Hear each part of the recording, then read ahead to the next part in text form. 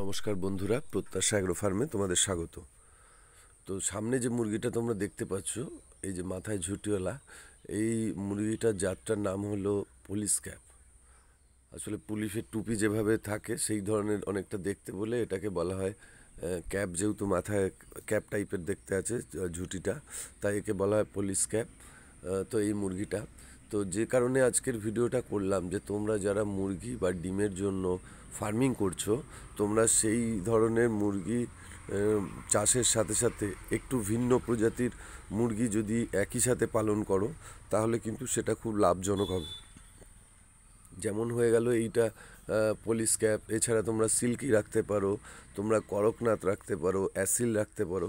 অর্থাৎ এইগুলো বেশি পরিমাণে না রাখলেও সামান্য কিছু যদি এগুলোর সাথে রাখো, তাহলে একই সময়ে কিন্তু এগুলো বড় হয়ে যাবে। একই একই দেখভাল বা একই খাওয়া দাওয়ার মধ্যে, একই জায়গার মধ্যে কিন্তু এরা বড় হয়ে যাবে।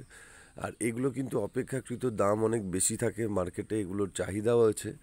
তো এইগুলো যদি করো, এগুলো কিন্তু তোমাদের একটা ভালো প্রফিট আর্ন করতে কিন্তু সাহায্য করবে। তাই তোমরা যারা মাংসের জন্য মুরগি করছো, সেই মুরগির সাথে ধরো কেউ সোনালি করছো, সেই সোনালির সাথেও যদি তোমরা কিছুটা করে সিল্কি বা কিছুটা করে ধরো এই ধরনের পুলিশ ক্যাপ বা আরও বিভিন্ন প্রজাতি রয়েছে, যেগুলো কিন্তু মার্কেটে সবসময় অ্যাভেলেবেল থাকে না। তো এই ধরনের যদি তোমরা কিছু জাতের মুরগি রাখো একই সাথে, তো এগুলো বিক্রি করে কিন্তু তোমরা কিন্তু অনেক বেশি প্রফিট করতে পারো। তো এটা কিন্তু একই সাথে চাষ করা যায়, এর আলাদা কোনো ব্যবস্থাপনার দরকার হয় না। যেমন যারা সারা বছর দেখবে লড়াইয়ের মুরগির কিন্তু একটা চাহিদা থাকে, যারা লড়াইয়ের মুরগি লড়াই করে, তারা কিন্তু সারা বছর এই লড়াইয়ের মুরগিটা চায়। তো সেক্ষেত্রে তোমরা যদি এর সাথে কিছু অ্যাসিল প্রজাতির মুরগি কিন্তু চাষ করো, তাহলে কিন্তু তোমরা অধিক লাভ হবে তোমাদের। আর এই ধরনের খাঁচা যে আছে, এই খাঁচার মধ্যে রেখেও তোমরা কিন্তু সেই ধরনের এক্সক্লুসিভ যে মুরগিগুলো রয়েছে তাদেরকে আলাদা করে এরকম খাঁচায় রেখেও তোমরা চাষ করতে পারো। তো আজকের এই ভিডিও যদি তোমাদের ভালো লাগে, তাহলে অবশ্যই একটা লাইক এবং সাবস্ক্রাইব করো। আর যদি এই সংক্রান্ত আরও কিছু জানার থাকে, তাহলে অবশ্যই আমাদের ফোন করো, আমরা চেষ্টা করব তোমাদের সাধ্যমতো সহযোগিতা করতে।